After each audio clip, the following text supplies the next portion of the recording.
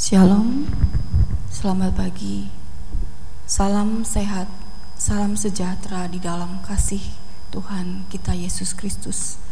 Berbahagialah kita yang dipanggil untuk mengasihi Dia.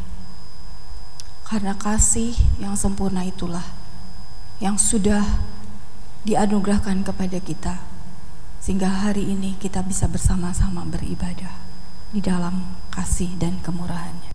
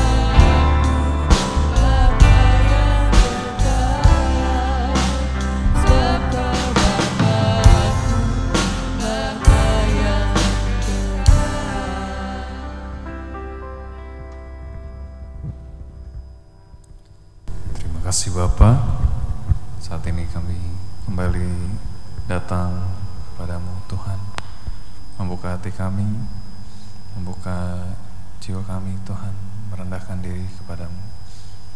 Jika sebentar kami akan memuji Engkau sebelum kami mendengarkan firman, kiranya Engkau yang lembutkan hati kami Tuhan, sehingga kami boleh membawakan pujian-pujian dengan segenap hati kami, dengan hati yang tulus kepadamu Tuhan, karena sungguh Engkau Allah yang setia. Karena itu ajar kami untuk lebih setia lagi kepadamu Tuhan, hari demi hari, minggu demi minggu, dengan terus mendekatkan diri kepadamu saja Bapa, di tengah-tengah gelapnya dunia, di tengah-tengah berbagai kesulitan yang menerpa Tuhan, namun kami mau tetap setia kepadamu saja. Terima kasih Tuhan, kami mau bawa tubuh kami, jiwa kami ke dalam tangan-Mu saja. Terima kasih, di nama Tuhan Yesus kami berdoa. Sesungguhnya Tuhan itu kekuatanku dan mazmurku. Allah telah menjadi keselamatanku. Sungguh Dialah Allahku, kupuji Dia. Sungguh Dia Allah Bapakku, kuluhurkan Dia. Saudaraku, kita yang dibenarkan karena iman, kita hidup di dalam damai sejahtera dengan Allah oleh karena Tuhan kita Yesus Kristus. Oleh Dialah kita beroleh jalan masuk oleh iman kepada kasih karunia yang besar. Di dalam kasih karunia ini kita berdiri, kita bermegah di dalam pengharapan akan menerima kemuliaan Allah.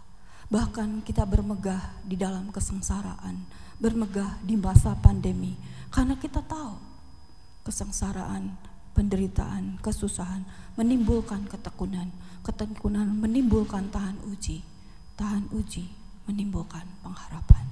Pengharapan di dalam Allah tidak pernah mengecewakan, karena kasih Allah telah dicurahkan di dalam hati kita semua oleh Roh Kudus yang telah dikaruniakan kepada kita. Kita bersyukur karena Allah telah menggenapi janjinya melalui Yesus Kristus yang dibangkitkan. Seperti firman-Nya di dalam Mazmur kedua, "Anakku engkau, aku telah memperanakan engkau pada hari ini." Allah telah membangkitkan engkau dari antara orang mati, dan engkau tidak akan diserahkan kembali kepada kebinasaan. Sungguh Allah tidak akan membiarkan orang kudusnya melihat kebinasaan. Jadi ketahuilah saudara-saudara, oleh karena Dialah maka diberitakan kepada kita pengampunan dosa. Di dalam Dialah setiap orang yang percaya memperoleh pembebasan dari segala dosa yang tidak dapat kita peroleh dari hukum apapun. Kita yang berada dalam kegelapan telah melihat terangnya yang kudus, dan Allah telah menentukan kita semua menjadi terang bagi bangsa-bangsa yang tidak mengenal Allah, supaya keselamatan sampai ke ujung bumi. Dari pulau dan benua biarlah dimuliakan nama-Nya.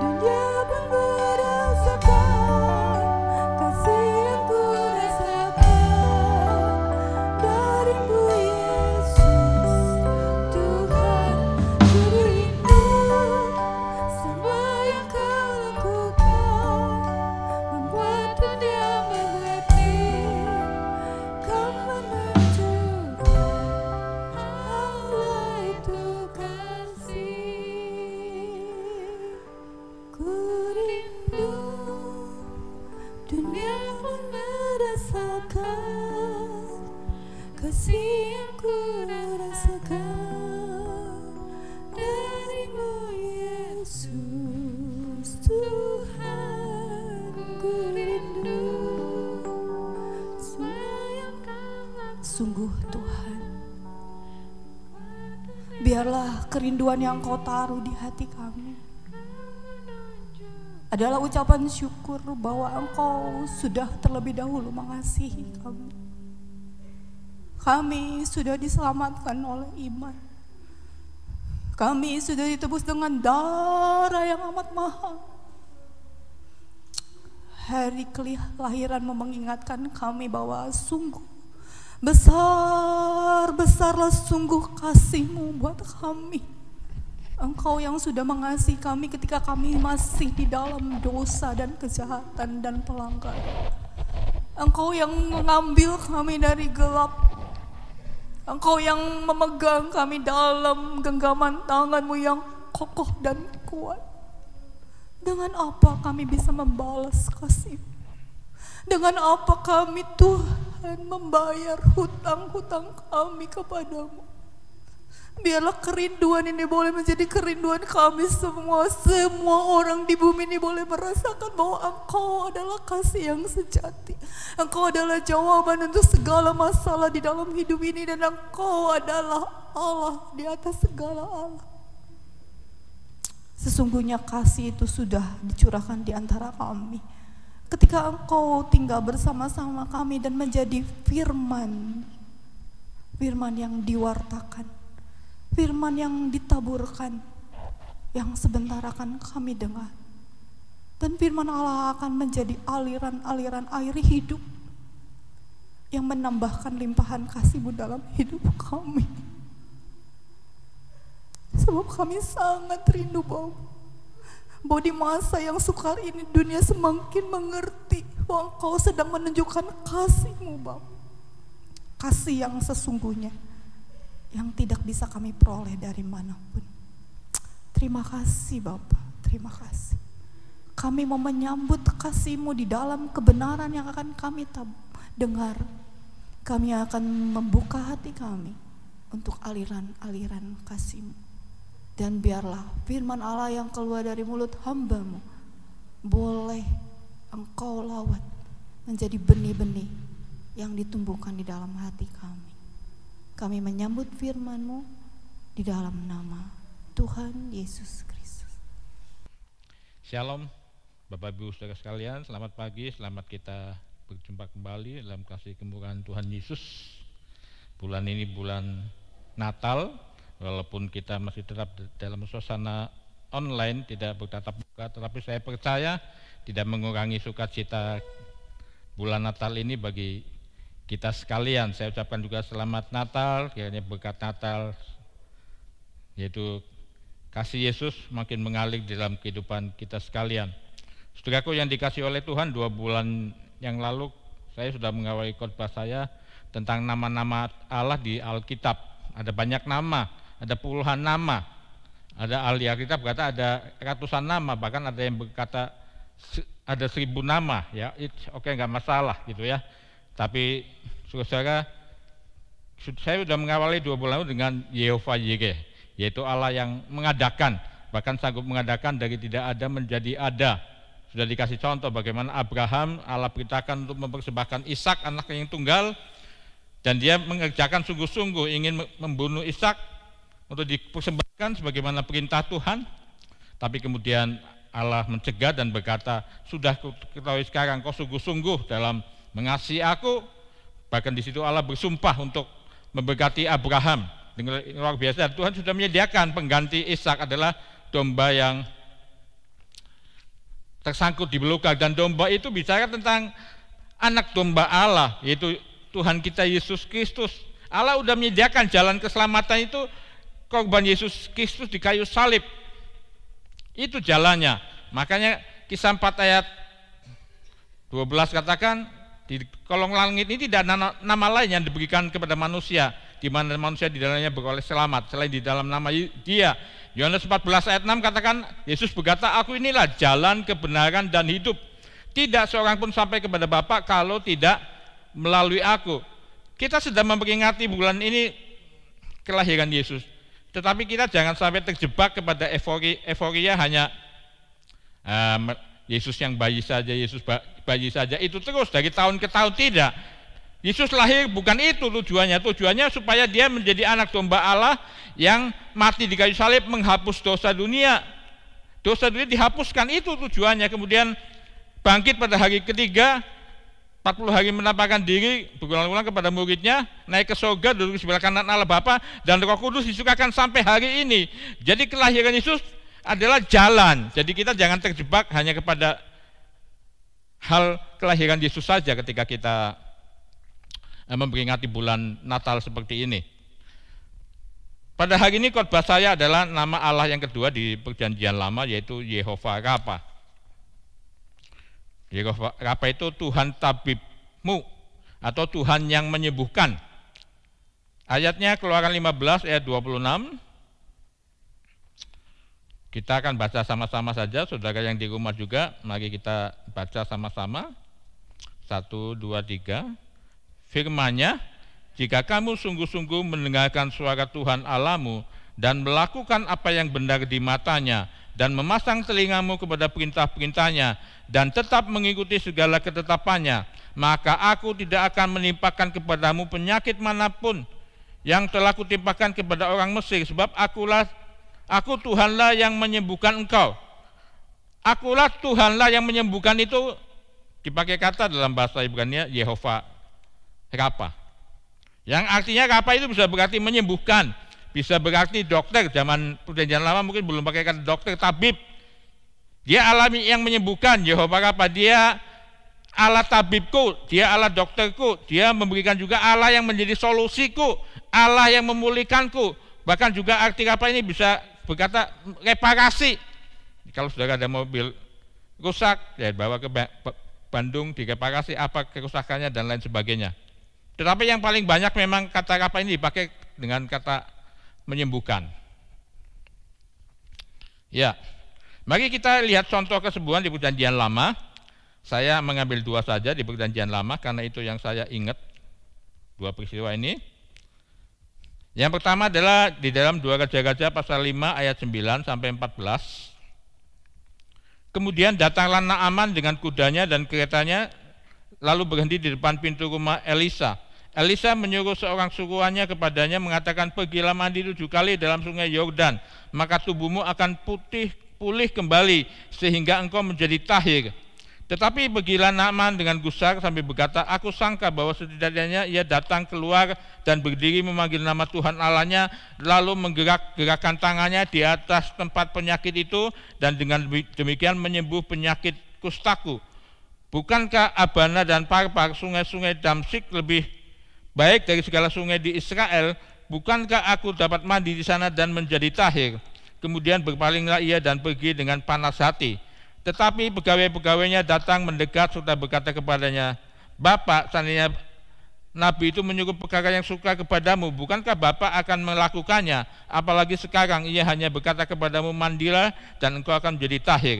Maka turunlah ia membenamkan dirinya 7 kali dalam sungai Yordan sesuai dengan perkataan abdi Allah itu. Lalu pulihlah tubuhnya kembali seperti tubuh seorang anak dan ia menjadi tahir.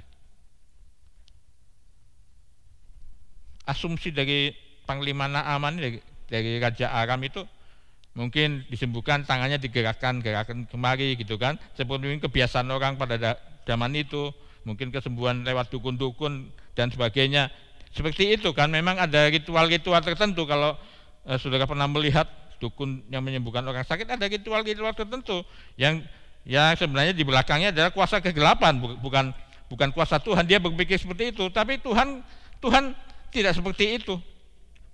Saya percaya Tuhan memberikan hikmat kepada Elisa untuk benamkan 7 kali di sungai Yordan, yang menurut Naaman ini nggak lebih bersih. Masih banyak sungai yang lebih bersih di kerajaan Aram, di negaranya. Tetapi begitulah, dan ketika dia menuruti, kalau dia pulang dan kemudian tidak melakukan seperti yang diperintahkan Nabi Elisa, tentu dia tidak akan sembuh. Tapi akhirnya karena nasihat dari pegawai-pegawainya, anak buahnya dia lakukan dan dia menjadi sembuh. Angka 7 selalu di Alkitab bicara tentang angka sempurna, sebab bangsa Israel itu tidak pernah melakukan hal yang sama sampai lebih dari 7 kali.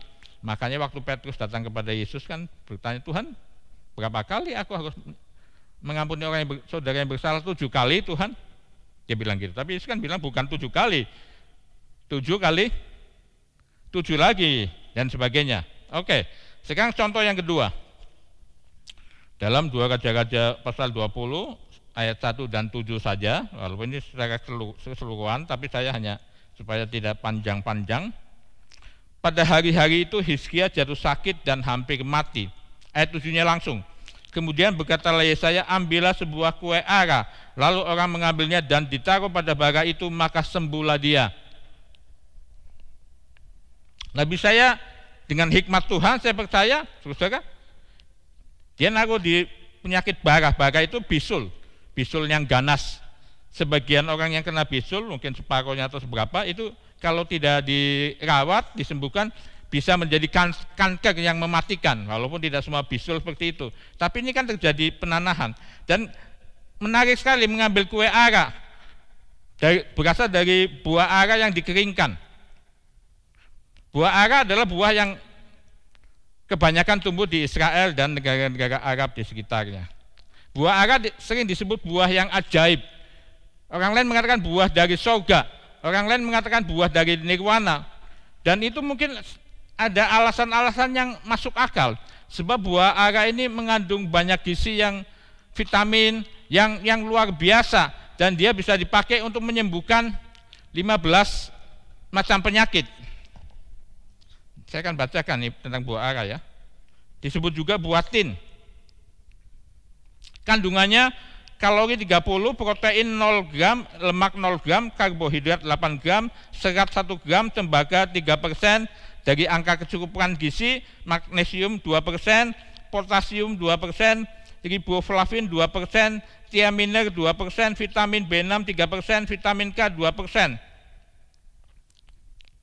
Manfaatnya ada 15, mencegah penyakit jantung, mengatur kadar gula darah, bersifat anti kanker.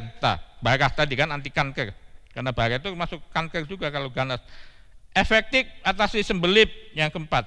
5, berperan sebagai probiotik alami. Probiotik itu obat sebelum antibiotik gitu ya, probiotik alami. 6, menghindari alergi kulit. Bara itu kan terjadi juga di kulit ya. Bisul lah. Kalau yang biasa disebut bisul. Melindungi kulit dari kerusakan. 7, 8, membantu program diet. 9, membantu meningkatkan kesuburan. 10, menghindari osteoporosis. 11, meningkatkan sistem imun. 12, mencegah anemia. 13, menyembuhkan luka. 14, membantu tidur nyenyak. 15, menjaga kesehatan hati. Jadi kalau orang-orang pada waktu itu mungkin menyebutnya sebagai buah ajaib, buah surga, bahkan buah nirwana, ya mungkin ada alasan secara dari segi kesehatan, barangkali mungkin seperti itu. Tapi itu enggak jadi masalah yang penting buat kita. Jadi kesembuhan ini juga terjadi lewat herbal, lewat obat-obatan. Alkitab kan juga mengakui itu, ya kan? Hanya orang sakit yang memerlukan tabib. Bisa melalui herbal, tapi tidak hanya itu. Bisa juga secara langsung yang Yesus kerjakan, yang Allah kerjakan, Yehovah Rafa. Ya bisa aja secara langsung. Jadi bagi kita yang hidup dalam perjanjian baru, Yesus itulah Yehovah Rafa, dia Yehovah Yireh, dia Yehovah Shalom, dia Yehovah Nispi, nanti masih banyak nama yang lain dan sebagainya. Semuanya adalah Yesus. Buat kita yang hidup perjanjian lama, Tuhan Yesuslah Yehovah Rafa bagi kita. Yesaya 53 ayat 5. Yesaya yang hidup kurang lebih sekitar 700 tahun sebelum Yesus lahir. Dia sudah berbicara tentang hal ini. Yesaya 53 itu tentang kematian Yesus yang dilukiskan dengan luar biasa oleh nubuatan-nubuatan Nabi Yesaya, tapi saya baca ayat 5-nya saja. Tetapi dia tertikam oleh karena pemberontakan kita, dia digemukkan oleh kejahatan kita, ganjaran yang mendatangkan keselamatan bagi kita ditimpakan kepadanya, dan oleh biru-birunya kita menjadi sembuh. oleh biologi Yesus. Luka-luka yang di sekujur tubuh Yesus, dari ujung kepala sampai ujung kaki terluka. Di bagian badannya tersayat-sayat oleh cambukan-cambukan dari tentara Romawi. Cambuk itu, saudara-saudara, ada yang ujungnya tali 3 dan ada tulang ikan di ujungnya. Itu kayak sebagai pancing itu, ketika dicambukkan, ditarik, orang tersayat, terluka, dan seperti itulah penderitaan yang Yesus alami. Dan itu kata Yesaya 700 tahun sebelum Yesus lahir di dunia. Dia sudah katakan oleh bilu-bilunya kita menjadi sembuh. Dan Rasul Petrus juga dalam 1 Petrus 2 ayat 24 dikatakan, ia sendiri telah memikul dosa kita di dalam tubuhnya di kayu salib, supaya kita yang telah mati terhadap dosa hidup untuk kebenaran. Kalau kita hidup untuk kebenaran, oleh bilu-bilunya kamu telah sembuh. Ini bahasa iman, telah. Setiap kita berdoa untuk penyakit, untuk masalah kita, kalau kita berdoa dengan iman, kita bisa berani berkata, Tuhan telah menolong saya. Walaupun mungkin persoalan masih ada, penyakit masih ada, tapi ini bahasa iman, bahasa yang positif. Selalu bahasa iman itu bahasa yang positif, bukan bahasa yang negatif, bahasa yang progresif. Iman, oleh bilu-bilunya kita, dan oleh bilu-bilunya kita menjadi, oleh bilu-bilunya kamu telah sembuh. Haleluya, puji nama Tuhan. Saya akan mendata, saudara, saya mendata mujizat-mujizat yang Yesus lakukan lewat berbagai penyakit. Saya kumpulkan dari apa yang tercatat di Alkitab, yaitu kitab Injil Matius, Markus, Lukas, Yohanes. Apa yang tercatat, masih banyak lagi yang tidak tercatat. Sebab Yohanes 21 ayat 25 ayat terakhir Injil Yohanes katakan, kalau segala sesuatu yang dikerjakan dan diajarkan Yesus dituliskan satu persatu, kiranya tidak ada kitab di dunia yang bisa memuat. Jadi saya mendata apa yang ada, semua tercatat di keempat Injil itu ya. Ya. Dan ini Yehova Rafa yang kebanyakan Yesus tidak memakai sarana ya, walaupun ada 1-2 yang memakai sarana. Yang pertama kusta, jenis sakitnya. Cara sembuh, Yesus menjamah dan berkata, saya tidak uraikan ya, karena saya hanya mendata saja. Waktu sembuh saat itu juga. Di dalam Matius 8 ayat 1 sampai 3. Berikutnya satu kusta, maksudnya satu orang yang penyakit kusta. Yang nomor 1B, 2 orang buta. Tuhan Yesus menjamah. Waktunya saat itu juga, bukan nanti minggu depan atau kapan. Saat itu juga. Dalam Matius 20 ayat 29 sampai 34. Kemudian satu orang yang demam, ini ibu mertua Petrus demam, ya. Yesus memegang tangannya, hanya dipegang, Yesus tidak berkata-kata, dan sembuh, kemudian bisa melayani Yesus dalam Matius 8 ayat 14 sampai 15. Kemudian satu orang mati, Yesus berkata dan memegang, dan orang itu bangkit, ya. Orang itu bangkit di dalam Matius 9 ayat 18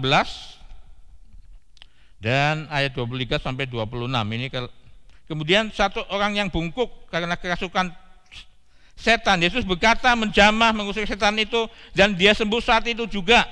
Lukas 13 ayat 10 sampai 13. Kemudian satu orang yang terbaring di serambi Salomo, ya, yang suatu waktu ada air di kolam itu tergoncang dan orang yang pertama masuk nyebur ke air itu akan sembuh, dan dia 38 tahun sakit itu. Dia nggak bisa jadi orang pertama karena dia terbaring lemah di ranjang, di pembaringannya yang dia bawa ke situ. Dia mesti mendapat pertolongan orang lain. Jadi dia tidak pernah menjadi yang pertama, tapi dia selalu datang ke situ, punya pengharapan yang sampai Tuhan melihat Yesus datang dan menjamah. Yesus hanya berkata-kata, ya, kalau saya biasa bangkitlah, angkatlah tempat tidur dan berjalan. Jadi kata-kata sini juga kata-katanya nggak sama, kata-kata sesuai dengan keadaan orang itu. Ya, ini dia terbaring, kalau saya nggak salah kata-katanya itu bangkit, angkat tempat tidurmu dan berjalanlah. Kesembuhannya saat itu juga. Yohanes 5 ayat 1 sampai 19. Kemudian 10 orang penyakit kusta, Yesus hanya berkata-kata, kata-katanya juga bukan kata sembuh, tidak. Ya. Pergilah tunjukkan dirimu kepada imam, basuhlah dirimu di kolam Siloam. Di tengah perjalanan total sudah sembuh. Itu dalam Lukas 17 ayat 11 sampai 19. Kemudian satu orang lumpuh, Ini kan bukan iman si lumpuh, tapi iman orang-orang yang membawa si lumpuh ini kepada Yesus. Dan karena iman mereka, dia disembuhkan. Dan dia disembuhkan juga saat itu juga. Matius 8 ayat 5-13. Demikian juga satu orang yang kerasukan setan, imannya bukan iman si sakit, tapi orang yang membawanya saat itu juga sembuh. Matius 15 ayat 21-28. Ini penting saat itu juga. Iman kita harus mencapai seperti itu. Setiap saya berdoa, baik untuk diri sendiri, untuk orang lain, saya selalu sebutkan itu, karena itu keyakinan saya. Kalau engkau berkehendak Tuhan, engkau mau, engkau bisa menyembuhkan penyakitku, engkau bisa menyembuhkan penyakit orang itu saat itu juga. Ini bahasa iman. Ya, kesembuhannya terserah Tuhan. Apakah Tuhan mau menyembuhkan saat itu atau nanti berapa hari lagi, itu Tuhan gak pernah salah. Kalau Tuhan sembuhkan saat itu juga ada maksud Tuhan. Kalau Tuhan sembuhkan gak saat itu, tentu ada pelajaran-pelajaran yang Tuhan sedang kerjakan untuk orang yang bersangkutan. Jadi ini penting kalau saya berdoa. Kalau saya selalu begitu, Tuhan, aku percaya saat ini juga kalau kehendak-Mu aku bisa sembuh, orang itu bisa sembuh. Kalau kehendak Tuhan kan, kita kan tidak maksa. Kalau kehendak Tuhan bisa seperti itu. Tadi udah banyak contoh ya, waktu sembuhnya saat itu juga. Kemudian banyak orang kerasukan setan. Dengan sepatah kata Yesus mengusir setan itu dan setan itu keluar. Itu ada di Matius 8 ayat 16 dan 17. Satu orang yang mati tangan sebelah di bait Allah. Yesus berkata-kata kan, ulurkan tanganmu. Dan orang itu mengulurkan tangan dan sembuh. Jadi perkataannya sesuai dengan situasinya, gak selalu sama, gitu kan, gak selalu sama. Ini Jehovah Rafa. Ini dalam Matius 12 ayat 9 sampai 15a. Kemudian satu orang pendarahan, saudara sudah tahu kisah ini. Perempuan yang 12 tahun pendarahan sudah dibawa ke berbagai tabib, tidak sembuh, sehingga dihabiskannya hartanya, tapi dia berjumpa dengan Yesus. Dan dia berkata, asalku jamah ujung jubah Yesus, aku sembuh. Dia perkataan seperti itu. Ini iman si sakit, ini iman perempuan yang pendarahan itu. Itu dalam Matius 9 ayat 20 sampai 22. Kemudian juga ada dua orang buta. Ini juga iman yang si sakit. Di dalam Matius 9 ayat 27 sampai 31. Kemudian ada banyak orang, semua orang sakit. Ya, semua orang yang sakit itu menjamah jubah Yesus dan menjadi sembuh. Ini iman daripada mereka, banyak orang. Di sini sudah tidak satu dua orang lagi. Saudara bisa baca itu Matius 14 ayat 34 sampai 36. Kemudian semua sakit diletakkan di kaki Yesus. Di kaki Yesus selalu ada jawaban. Hanya aku bisa lari kepada Yesus. Ya. Selalu ada jawaban. Ini Matius 15 ayat 29 sampai 31. Kemudian satu orang yang sakit ayan karena dia kerasukan setan. Yesus menegur setan itu dan setan itu keluar dan anak yang sakit ayan ini menjadi sembuh. Dalam Matius 17 ayat 14 sampai 21. Kemudian satu orang kerasukan setan. Yesus menghardik setan itu dan keluar. Setan itu menjadi sembuh. Markus 1 ayat 21 sampai 28. Satu orang kerasukan setan lagi Yesus juga menghardik di dalam dan setan itu keluar di dalam Markus 5 ayat 1 sampai 20. Kemudian satu orang buta Yesus meludahi matanya dan menjamah 2 kali. Jadi ini juga Yesus menjamah 2 kali. Yesus sekali juga bisa. Tadi udah banyak contoh, hanya sekali-sekali. Ya kenapa 2 kali? Tentu Tuhan punya alasan. Tentu Tuhan itu enggak salah. Tentu Tuhan benar. Ada alasan mungkin secara pribadi untuk orang itu apa pelajarannya, gitu kan? Sembuhnya tidak saat itu karena dijamah 2 kali ya. Markus 8 ayat 22 sampai 26. Kemudian yang terakhir semua orang sakit.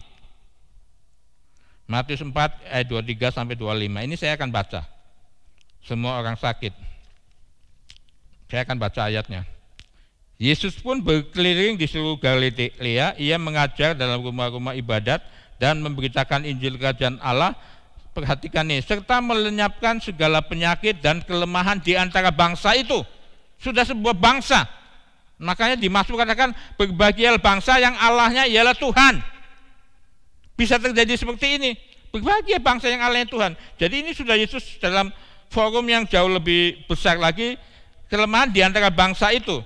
Maka tersiarlah berita tentang dia di seluruh Syria dan dibawalah kepadanya semua orang yang buruk keadaannya, yang menderita berbagai penyakit dan sengsara, yang kerasukan, yang sakit ayan dan yang lumpuh. Lalu Yesus menyembuhkan mereka. Maka orang banyak berbondong-bondong mengikuti dia. Mereka datang dari Galilea dan dari Dekapolis dan Yerusalem dan dari Yudea dan dari seberang Yordan. Sudah tidak terhitung lagi. Yehova Rafa, Yesus yang menyembuhkan, segala macam bisa disembuhkan. Kemudian berikutnya satu orang yang mati dibangkitkan dengan berkata-kata, Lukas 7 ayat 11 sampai 17, ini tentang pemuda Nain, masih muda mati, ibunya menangis dengan sedih dan Yesus tidak tahan, tergerak oleh belas kasihan dan kepada ibu ini dia membangkitkan pemuda Nain ini. Kemudian satu mati dibangkitkan juga dengan kata-kata dalam Yohanes 11 ayat 1 sampai 44. Kira-kira siapa nih? Ada yang bisa nebak nggak? Di dalam Yohanes 11. Ada yang bisa nebak? Kira-kira siapa? Ayat 1 sampai 44. Panjang itu cerita itu, kalau saudara suka baca Alkitab, saudara pasti tahu itu ceritanya panjang itu. Iya, 100 buat yang jawab benar. Iya, Lazarus, saudara. Kemudian satu orang buta.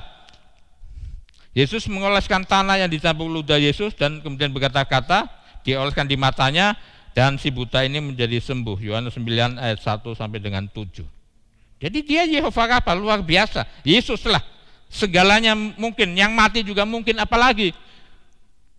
Kan yang paling berat kan orang mati bisa bangkitkan, apalagi penyakit kita. Penyakit apapun dia bisa sanggupkan, kalau kehendak Tuhan juga orang mati dibangkitkan. Kita harus punya iman yang teguh. Dia Yehova Rafa, jangan lihat, waduh sakitku berat, kata dokter, diagnosa sakitku ini itu, waduh berat. Kita mesti mempercayai Yesus. Kadang-kadang begitu ya saudara, walaupun tidak semua dokter mungkin seperti itu. Saya akan bacakan ini, yang bagian data yang terakhir, Yohanes 9 ayat 1 sampai 7. Waktu Yesus sedang lewat, ia melihat seorang yang buta sejak lahirnya. Murid-muridnya bertanya kepadanya, Rabi, siapakah yang berbuat dosa? Orang ini sendiri atau orang tuanya sehingga ia dilahirkan buta? Kadang orang begitu, suka hati-hati kalau saudara memandang kehidupan orang, oh sakit kan, oh dia buta, dia sakit ini karena dosanya. Memang akibat dosa juga bisa seperti itu. Tapi tidak semua masalah, tidak semua sakit itu karena dosa. Murid-murid juga punya perspektif pandangan seperti itu. Banyak orang juga, mungkin hamba Tuhan juga punya pandangan seperti itu. Memang bisa akibat dosa yang tidak dipertobatkan terus-menerus bisa sakit, bisa saya bilang dia, tapi tidak semua. Nah, ini yang harus kita pahami.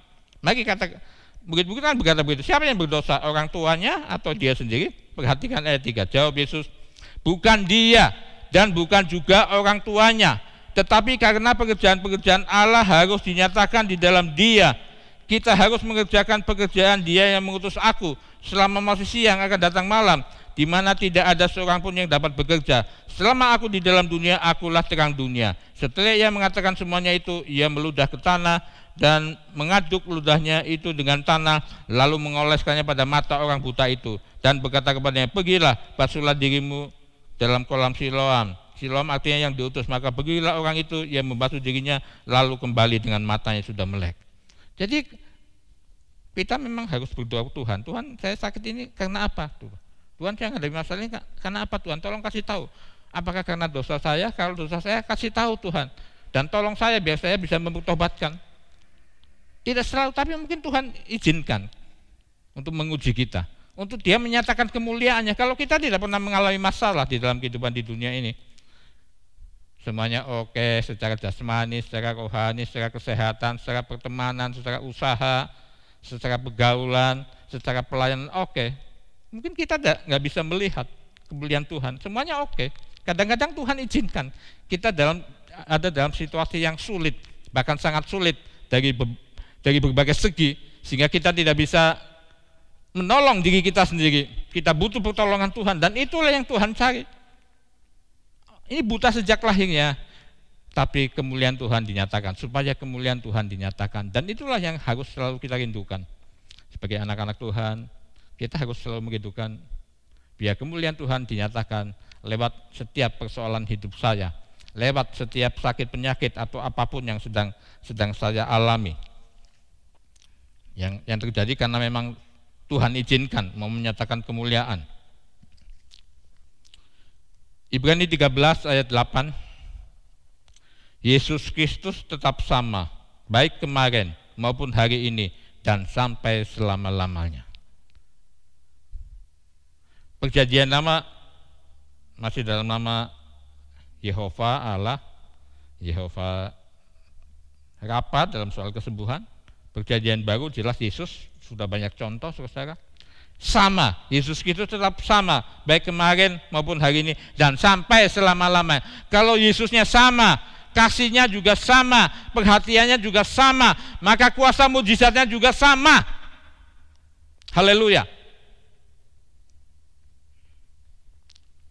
Saya mau saksikan apa yang terjadi dalam hidup saya, bukan kebanggaan diri, tidak sama sekali. Kalau saya membanggakan diri, saya berdosa kepada Tuhan.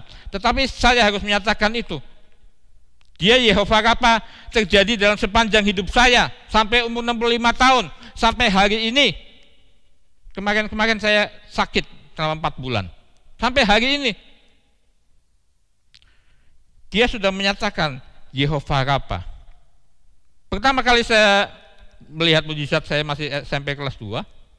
Mama saya sakit asma, makanya kami juga asma, saya juga asma, sudah berapa kali saya asmanya kumat. Saya anak paling gede, ada anak perempuan 2, adik saya masih kecil-kecil. Jadi kalau mami saya, almarhum mami saya itu kumat asmanya, saya khawatir akan mati, karena saya yang disuruh minta tolong rawat ini, suruh mijet, suruh kasih obat dan kasih obat gosok dan lain sebagainya. Jadi saya melihat bagaimana seperti ikan yang ditaruh di daratan, megap-megap gitu dan udara susah masuk. Jadi saya khawatir sekali. Kemudian saya sudah kemana-mana nggak sembuh. Ini pertama kali mungkin saya melihat mujizat Tuhan yang saya ingat dalam kehidupan saya. Kemana-mana nggak sembuh. Itu waktu saya jadi anak sekolah minggu, bukan di GPDI. Mama saya jemaat di GPDI di Tegal gitu. Saya bukan dari situ. Tapi saya udah 2-3 tahun tidak ke sekolah minggu. Saya sekolah minggu di satu gereja yang bukan Katolik, tapi yang paling besar di Tegal. Sama Katolik mungkin sama lah atau malah lebih besar. Seperti itu. Tapi saya sudah 3 tahun tidak kebaktian. Jadi waktu saya begitu, saya khawatir mama saya mati. Jadi saya kemudian disuruh panggil Bapak Gembala almarhum Pendeta Wung Kana. Tapi di jalan sambil naik sepeda saya sudah berkata sama Tuhan, Tuhan, kalau memang mami saya Tuhan sembuhkan dari penyakit asma, saya akan kebaktian di gereja mami. Dan itulah sebabnya mengapa saya ada di GPDI, karena Yehova Rafa, Yesus sudah menunjukkan. Dan mengikuti perjalanan kehidupan saya sampai usia 65, ada banyak kesembuhan yang Tuhan nyatakan, yang Tuhan jamah secara langsung. Saya nggak bisa mengatakannya satu-satu. Dan tidak sama caranya. Nggak sama. Saya ingat waktu pertama kali asma saya kumat umur 40. Waktu itu masih tinggal di Soreang Indah, bukan Perumahan Gading. Sakit pertama, wah seperti itu. Jadi apa yang saya lihat kepada almarhum mami saya begitu, seperti itulah saya. Megap-megap, tarik napas banyak, tapi udara yang masuk itu hampir-hampir tidak ada. Seperti itu. Ke dokter, oke, sembuh.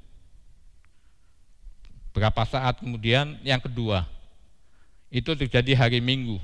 Kami ibadah di Soreang dulu Minggu sore, umum, pagi, dan kemudian siang itu dilanjutkan ibadah sekolah minggu dan dilanjutkan ke remaja. Saya udah merasa ini sesak napas muncul nih, waktu sebelum kebaktian, tapi kan harus melayani ibadah dan perjamuan suci lagi. Jadi kan saya nggak harus tetap gitu kan. Oke, setelah ibadah selesai, sesak napasnya itu tambah kuat. Jadi kita ke dokter, deket juga, dokter itu paling jalan kaki 5 menit. Kita itu waktu sudah pindah ke Gading Tutuka 1, tidak lagi di Soreang Indah. Mau pindah, tapi masih tinggal di Perumahan Soreang Indah. Dokter itu ada di Gading Tutuka 1, kami kebaktian di Gading Tutuka 1, jadi deket. lupa bahwa itu hari Minggu. Dokter kan di mana-mana hari Minggu tutup, saudara. Tapi Roh Kudus kasih ingat. Bukankah kamu baru minum perjamuan suci, malah kamu yang mimpin. Ya, kan ada kuasa darah Yesus dalam perjamuan kudus bagi yang percaya. Saya ingat itu, saudara. Roh Kudus ingatkan itu, berkata seperti itu. Jadi kami pulang dari dokter itu ke rumah kami di Sorang Indah paling 5 menit 10 menit perjalanan, begitu sampai pagar rumah plong hilang. Dan banyak lagi, nggak bisa diceritakan satu persatu. Tapi saya mau saksikan apa yang terjadi terakhir ini. Dari awal Agustus, saya masih ingat waktu saya sama Pak Jo diminta Bapak Gembala ke Majalaya, ke tempat Obed meninggal. Sebenarnya itu saya sudah sesak napas. Bukan sesak napas, maaf. Ini tangan saya ini dari belikat sampai tangan kanan itu sakit. Sakit ini. Jadi buat apa-apa nggak bisa, ngangkat gini aja nggak bisa, buat gerak, kalau buat gerak yang ada susah begitu, itu otot seperti keluar dari, seperti apa, pindah dari tempatnya gitu, sangat sakit. Minggu awal saya sakit dari Agustus sampai November, Agustus, September, Oktober, November, sampai November saya sakit. Seminggu pertama, aduh sakitnya minta ampun. Itu yang namanya cekot-cekot itu 24 jam penuh tiap hari, nggak kurang sedetik, 24 jam penuh cekot-cekot gitu. Udah berupaya, ada temen yang seorang apoteker kasih obat nih, barangkali ini mungkin asam urat, udah minum obat semingguan gitulah minum. Agak ringan, tapi nanti pengaruh obat hilang, begitu lagi. Oh mungkin jangan-jangan rematik itu, kasih obat yang lain. Oke, saya minum lah, namanya teman. Begitu juga saya minum, kemudian dikasih obat juga, mungkin salah urat, kasih. Ya waktu minum memang pengaruhnya ada, seperti sembuh, tapi pengaruh obat hilang, sakit lagi. Saya gosok dengan segala macam obat gosok. Mau apa tuh? Obat gosok Tionghoa, Cenggoswi, pakai juga koyo panas, pakai fresh care, kurang-kurangnya itu hot in, itu kan ada di TV, hot in juga. Oke, waktu digosok itu hilang, tapi nanti pengaruh obat udah habis, sakit lagi. Jadi serba susah. Saya kan ada pekerjaan-pekerjaan di rumah juga yang harus saya lakukan, ya hal-halnya berat, ngurus air, angkat-angkat, itu kan saya tidak izinkan istri atau anak-anak saya melakukan itu, karena perempuan kan nggak boleh, gitu kan. Tapi nanti begitu, jadi Agustus, September, Oktober ini 3 bulan seperti itu, udah berupaya ini dan itu, udah berdoa juga, udah berapa kali doa, Tuhan jawabannya sama. Bergembiralah karena aku, ya maka engkau akan mendapatkan yang kau inginkan. Mazmur 37. Jadi saya kadang kesel juga, doa lagi berapa minggu selalu ada kata itu, tapi saya pikir-pikir, wah ini Tuhan sedang belajar. Memang betul, hari-hari itu saya tidak bisa bergembira karena Tuhan, karena lihat sikon yang ada membuat saya nggak bisa bergembira. Jadi saya sempat kesel juga, Tuhan kalau engkau mau kan bisa saat ini juga. Aku percaya kalau engkau mau saat ini juga engkau jamah aku pasti sembuh. Aku yakin detik ini juga engkau bisa sembuhkan. Tapi ada maksud Tuhan di situ. Ya udah, jadi hanya saya, ya Tuhan tolonglah kalau memang harus seperti itu. Tolong pimpin saya nggak bisa bergembira karena Tuhan, karena sikonnya nggak sama sekali nggak memungkinkan. Tolong saya Tuhan. Agustus, September, Oktober. Seperti itulah. Saya gerak sedikit, kan kadang doa ke gereja. Saya doa di gereja itu waktu bulan-bulan itu nggak bisa berlutut. Begitu dia buat berlutut, ini gerak sakitnya bukan main. Jadi pernah berapa kali doa saya duduk aja karena hal itu. Tapi awal November saya mendengar Roh Kudus berkata gini, udah sepertinya berkata demikian. Udah nggak usah pakai obat. Jadi 3 bulan itu saya pakai obat gosok segala macam.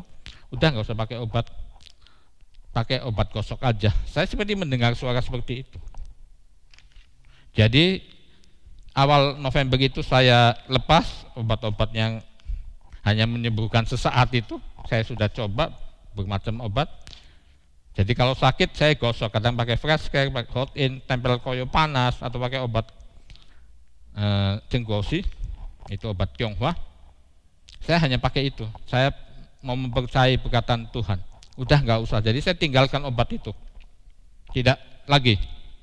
Tapi apa? Ketika Tuhan bilang itu udah pakai obat gosok aja. Roh Kudus mengingatkan saya. Bagaimana ketika saya jatuh di sore yang dari lantai 3 tembus ke lantai 2. Dan Tuhan sudah bilang, banyak orang kalau sakit punya masalah jatuh, datang kepada manusia, rumah sakit, kenapa tidak dengan Tuhan dulu?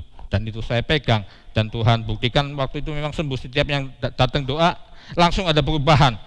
Ibu Gembala, Bapak Gembala, ya saudara-saudara semua, Yonatan dan semuanya, setiap siapapun yang datang, didoakan langsung amin. Saat itu juga ada kesembuhan, walaupun sedikit. Jadi ketika Tuhan bilang, udah pakai obat gosok, itu apa yang saya dapat? Yang saya dapat pertama itu, dulu juga seperti itu Tuhan sembuhkan, jauh lebih parah. Ya, jauh lebih parah. Saya tidak ke dokter, saya tidak ke tukang pijat, tapi ada seseorang yang Tuhan pakai, bukan tukang pijat, yang tadi kan arti kata Rapa kan juga mereparasi. Tuhan pakai dia. Jadi waktu awal-awal saya jatuh itu 2 kali dia pijat saya, sepertinya mereparasi tulang-tulang saya yang jatuh itu. Saya sedang gemuk-gemuknya 75 kilo, sekarang paling berat saya antara 65, 66 seperti itu, saudara. Dan kemudian di posisinya, dan selanjutnya saya tidak kemana-mana, hanya pakai obat Cina arah kepukul. Arah kepukul itu mungkin obat Cina sekarang jarang jual, nggak tahu dulu saya dapat dari mana. Itu gunanya buat orang Tionghoa kan suka latihan kungfu. Nanti kalau ada benjol-benjol, urat pindah, cedera urat, tulang dan sebagainya, otot, digosok itu. Jadi waktu itu Tuhan ingatkan itu. Jadi dan sebulan kemudian kan saya sembuh. Waktu jatuh itu saya bisa nyupir pulang pergi Magelang, Bandung sendirian, tidak ada supir serep. Jadi Tuhan ingatkan itu. Jadi saya punya keyakinan, oh Tuhan, berarti Engkau akan sembuhkan aku. Dan yang kedua, oh berarti Tuhan dengan saya diperintahkan pakai obat gosok, Tuhan sedang yang saya tangkap, yang saya ngerti, Tuhan menyembuhkan enggak saat itu juga, tapi sedikit demi sedikit. Itu yang saya dapat. Dan puji Tuhan, bulan Desember ini saya sudah nggak pakai obat gosok itu lagi, sudah nggak sakit lagi. Saya yakin sudah sembuh, karena setiap saya sakit karena nggak tahan, pasti saya pakai obat gosok itu dalam bulan November. Tapi bulan ini puji Tuhan, saya lupa, sehingga oh kok saya udah nggak pakai obat gosok lagi ya, karena udah nggak sakit, ngapain pakai obat gosok? Berarti Tuhan sembuhkan. Dia Yehova Rapa bagi kita, saudara-saudara. Jadi kalau saudara mengimani, ya mempercayai Tuhan, kalau kita bersalah, berdosa, kita minta ampun, minta pertolongan Roh Kudus, bertobat kalau itu penyebabnya. Tapi kalau itu kemuliaan Tuhan atau didikan Tuhan yang sedang kita alami lewat sakit penyakit, saudara, ada waktunya. Ketika Tuhan menilai lewat sakit itu, didikannya sudah kita terima, Dia juga yang akan menyembuhkan saudara dan saya. Jadi saudara yang dikasihi oleh Tuhan pada pagi hari ini, saya tidak tahu, kami juga tidak tahu bagaimana keberadaan saudara di rumah masing-masing. Mungkin ada yang sakit, Dia Yehova Rapa bagi kita. Mungkin yang ada dalam masalah, Rapa juga artinya Dia memberikan solusi. Mungkin ada rohani yang perlu direparasi, atau mungkin ngalamin sakit yang seperti saya alami. Saudara, Dia juga sanggup mereparasi kita, karena Dia ahlinya, ahli mereparasi seluruh keberadaan kita sebagai manusia, secara jasmani, rohani, secara fisik, secara jiwa, secara roh. Dia sanggup. Dia ada bersama dengan kita, saudara yang dikasihi oleh Tuhan. Mari kita mau datang kepada Tuhan dengan hati percaya dan dengan mengatakan, Yesus, Engkau Yehova Rapa bagi saya. Kita mau datang di kaki Tuhan dan kita mau angkat satu pujian dipenuhi kemuliaan.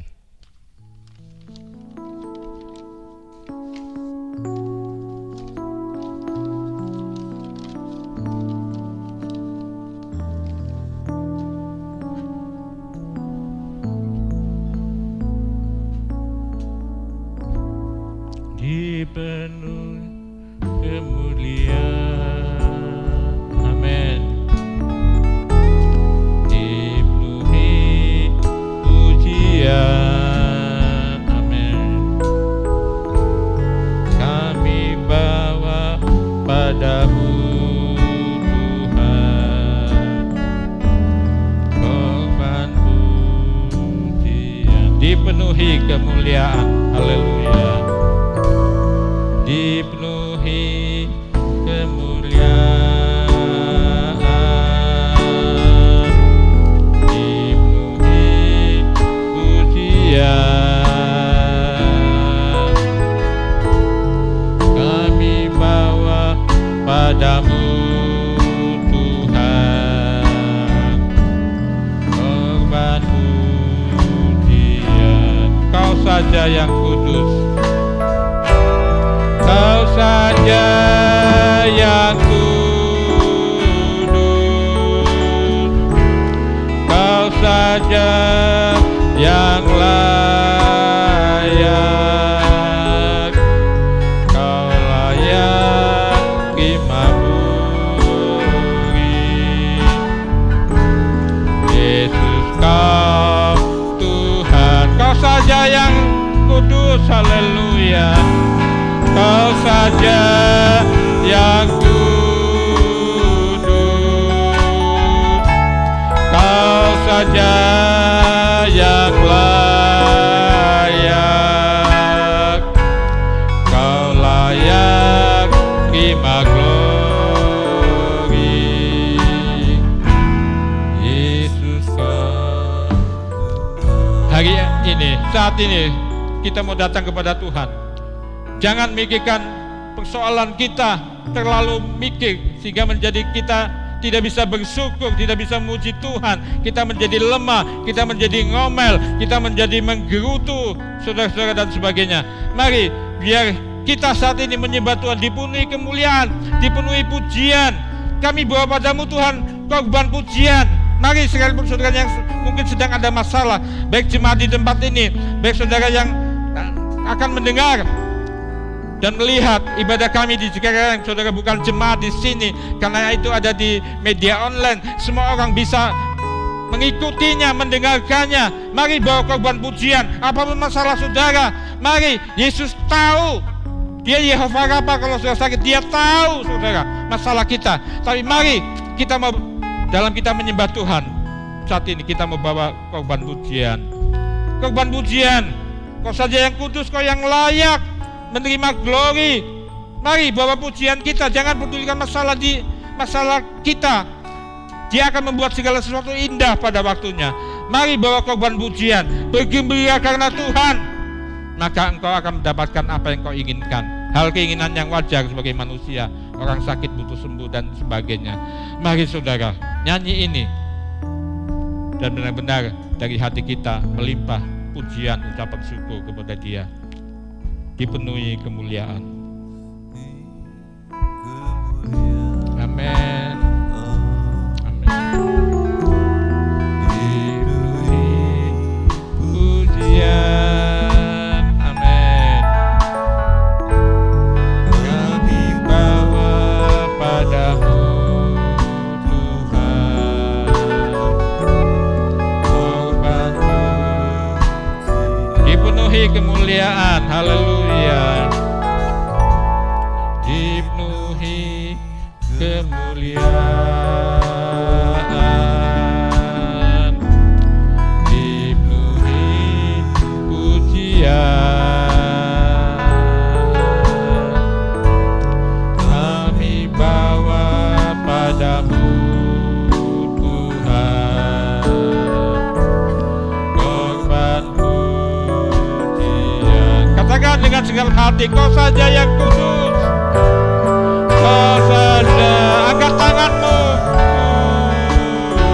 Kau saja yang layak, Kau saja yang layak,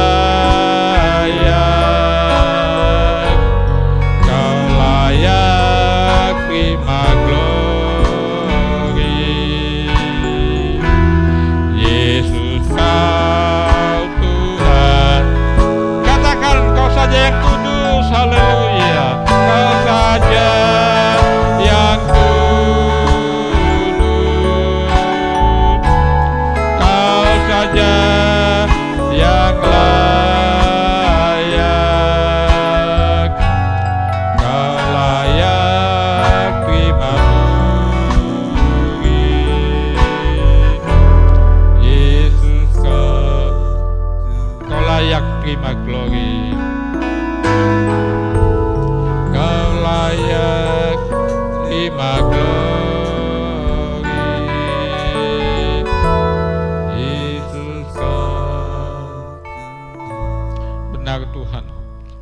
layak menerima glory, Engkau layak menerima pujian Tuhan. Ampuni kami, umat-umat-Mu, hamba-hamba-Mu yang ada dalam ibadah ini Tuhan. Bahkan mungkin yang bukan jemaat yang biasa mengikuti ibadah kami, Tuhan ampuni kami. Seringkali kami bukan membawa korban pujian, ucapan syukur, tapi sungut-sungut kami, penggerutuan kami Tuhan. Rasa kami tidak menghormat kepada Tuhan, ampuni kami Tuhan. Padahal Engkau tidak pernah salah. Karena Engkau Allah yang Maha Kuasa. Kami yang suka salah, kami yang suka tidak mengerti maksud dan tujuan-Mu. Kami menghadapi hal-hal yang mungkin tidak kami senangkan Tuhan. Ampuni kami Tuhan. Biar siang hari ini, pagi hari ini kami membawa ucapan syukur Tuhan. Ucapan syukur karya keselamatan-Mu yang luar biasa kami dapat dengan percuma Tuhan. Engkau yang mengerjakan karya keselamatan kekal itu dengan penderitaan yang teramat sangat Tuhan. Oh Tuhan, dengan mati di kayu salib, Engkau lahir untuk mati di kayu salib menebus dosa kami. Firman-Mu berkata Tuhan, Adam yang pertama membawa semua orang mati dalam dosa, tapi Adam yang kedua Engkau membawa semua orang hidup yang kekal. Semua dosa seisi dunia sudah Engkau hapus Tuhan ketika Engkau mati di kayu salib Tuhan. Ampuni kami Tuhan. Biarlah Tuhan hari-hari ini, mungkin kami secara euforia Natal kami tidak melakukan itu dengan berbagai ibadah fisik Tuhan, tetapi biarlah Tuhan ibadah online tidak mengurangi hal itu. Karena Tuhan, kami mau bersukacita di dalam roh dan kebenaran. Bukankah firman-Mu berkata Allah itu roh adanya, barang siapa menyembah Dia wajib menyembah dalam roh dan kebenaran. Dan Tuhan, mari nyatakan kemuliaan-Mu, Yehova Rapa, Allah penyembuh Tuhan, hadir di setiap rumah tangga umat-umat-Mu Tuhan, sehingga yang sakit disembuhkan, yang dalam banyak masalah ada solusi Tuhan, dan lain sebagainya Tuhan. Engkau tabib kami, Engkau dokter kami, Engkau Tuhan jalan keluar atas solusi kami, Engkau Yehova Rapa Tuhan. Mari nyatakan kemuliaan-Mu Tuhan, supaya umat-umat-Mu kami semua bersukacita Tuhan. Kami dapat mempersembahkan korban ucapan syukur Tuhan, korban puji-pujian dengan hati yang melimpah Tuhan. Sebab Yehova Rapa bukan sekedar cuma teori, tetapi benar-benar sudah terjadi dalam hidup kami, akan terus terjadi Tuhan dalam hidup kami. Sebab kami rindu lewat penyakit, lewat masalah yang kami alami, masalah apapun, Engkau saja yang dipuji Tuhan, bukan kami Tuhan. Engkau, sebab Engkau penyembuh kami secara jasmani dan rohani, secara apapun juga. Terima kasih Bapa, terima kasih Tuhan Yesus. Mari saudaraku semua, kita bangkit berdiri dan kita akan menerima berkat Bapa. Dan sekarang saudara-saudaraku yang kekasih, terimalah berkat dan anugerah yang luar biasa daripada Allah yang telah menjadi Bapa kita, cinta kasih kuasa Yesus yang tidak berubah, yang sangat dahsyat Tuhan, menyertai kita, kasih-Nya yang kekal juga, pertolongan, kekuatan, penghiburan, pengajaran dari Roh Kudus, kiranya mempersatukan kita sebagai tubuh Kristus lokal di tempat ini, sebagai tubuh Kristus yang lebih dari lokal Tuhan, kiranya saudara semua menerimanya di dalam nama Tuhan Yesus Kristus. Sama-sama kita katakan amin. Selamat siang, Tuhan memberkati. Sekali lagi selamat Natal, Tuhan berkati.